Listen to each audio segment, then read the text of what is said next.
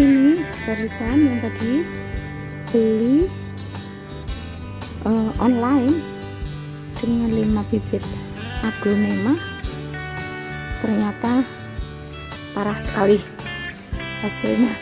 Ini di jalan daun-daun sudah ada busuk yang tidak bisa digunakan.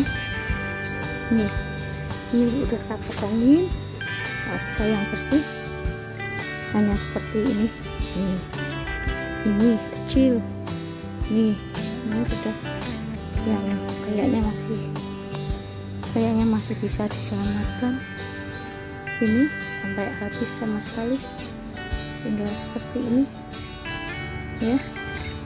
Ini parah juga, ternyata akarnya juga tidak bagus, sudah pingsan berat, kasihan ya. Ini saya rendam di larutan fungisida dan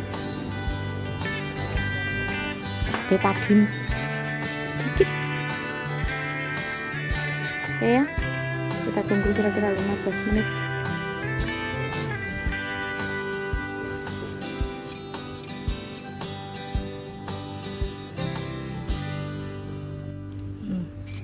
Ini yang online kemarin, yang satu udah nampak segar hidup.